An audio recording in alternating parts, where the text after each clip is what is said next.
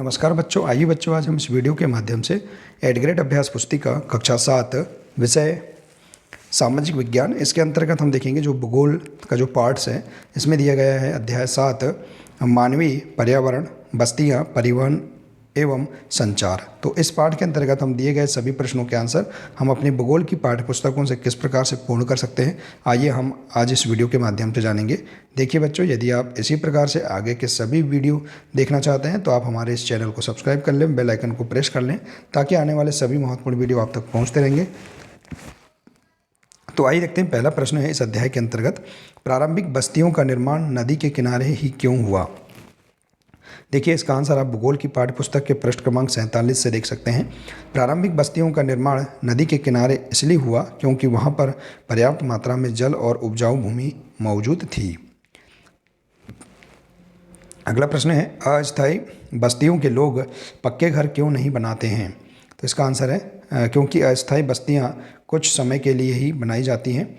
इस प्रकार से आप इस प्रश्न का आंसर लिख सकते हैं। अगला प्रश्न है, स्वर्णिम चतुर्भुज महामार्ग कौन से नगरों को जोड़ता है। तो स्वर्णिम चतुर्भुज महामार्ग दिल्ली, मुंबई, चेन्नई और कोलकाता को जोड़ता है। अगला प्रश्न है, ग्रामीण एवं नगरीय बस्तियों के घरों की विशेषताएं लिखिए। तो देखिए ग्रामीण क्षेत्रों में लोग अपने पर्यावरण के अनुकूल घर बनाते हैं। अत्यधिक वर्षा वाले क्षेत्रों में ढाल वाली छत बनाते हैं। नगरीय क्षेत्रों में लोग घर का निर्माण व्यापार एवं सेवा क्षेत्रों में कार्यरत होते हैं। तो इस प्रकार से आप इस प्रश्न का आंसर लिख सकते हैं पृष्ठ क्रमांक 126 में। इसके बाद है पृष्ठ क्रमांक 127, इसमें दिए गए प्रश्न देखिए, संकटकालीन स्थितियों में यातायात का सबसे उपयोगी साधन कौन सा है और क्यों। तो संकटकालीन स्थिति में यातायात का सबसे उपयोगी साधन हेलीकॉप्टर है, क्योंकि संकटकालीन स्थिति में इसके द्वारा लोगों को बचाने का कार्य तीव्र गति से किया जाता है।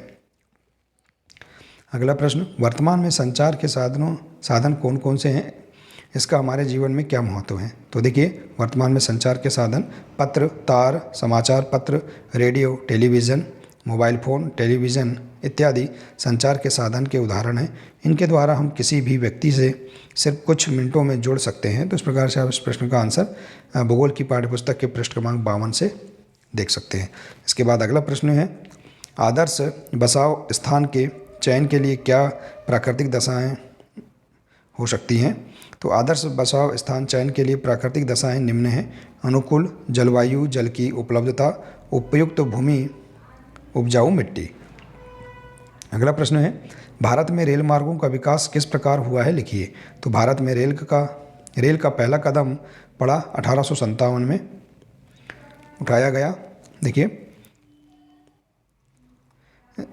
देश में ब्रिटिश राज था और ब्रिटिश शासकों ने अपनी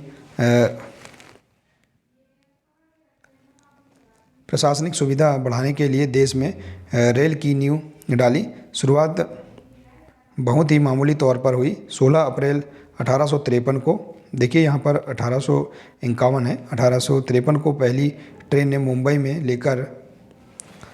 से लेकर ठाणे तक की 34 किलोमीटर लंबी दूरी तय की। तो इस प्रकार से आप इस प्रश्न का आंसर लिख सकते हैं। ठीक है बच्चों, देखिए बच्चों यहाँ थोड़ा राइटिंग मिसप्रिंट हो सकती है। तो देखिए आप इसका आंसर भूगोल की पाठ्यपुस्तक के पृष्ठ क्रमांक 50 से भी देख सकते हैं। देखिए आप प्रश्नों को उनके आंसर पूर्ण करने के साथ साथ आप अपनी पुस्तक सामने ओपन करके इनके आंसर ही सामने लिखेंगे। ठीक है बच्चों, आइए इसी प्रकार से देखते हैं अगला प्रश्न 9, जल मार्ग का अधिकतम उपयोग किस रूप में होता है। तो देखिए भूगोल की पाठ्यपुस्तक का पृष्ठ क्रमांक 51 देखें, इसमें दिया है जल मार्ग का अधिकतम उपयोग परिवहन के लिए होता है। अगला प्रश्न है, विश्व के सबसे लंबे रेल मार्ग के प्रथम एवं अंतिम स्टेशन के नाम लिखिए।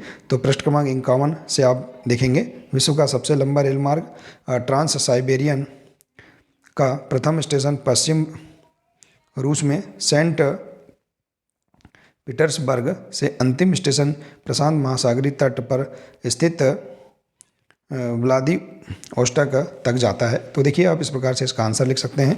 आप पृष्ठ क्रमांक 51 से भी इसका आंसर देख सकते हैं। तो देखिए बच्चों, इस प्रकार से हम यहाँ बहुत ही सरल तरीके से इस पाठ के अंतर्गत दिए गए सभी प्रश्नों के आंसर हम अपनी भूगोल की पाठ्यपुस्तकों के पृष्ठ क्रमांक जो दिए गए हैं इनके आधार पर हम बहुत ही सरल तरीके से इनके आंसर पूर्ण कर सकते हैं। तो बच्चों आशा है कि आपको इसके अंतर्गत दिए गए सभी प्रश्नों के आंसर समझ में आ गए होंगे। बच्चों आज के लिए सिर्फ इतना ही है, मिलते हैं इसी प्रकार से अगले वीडियो में। नमस्कार।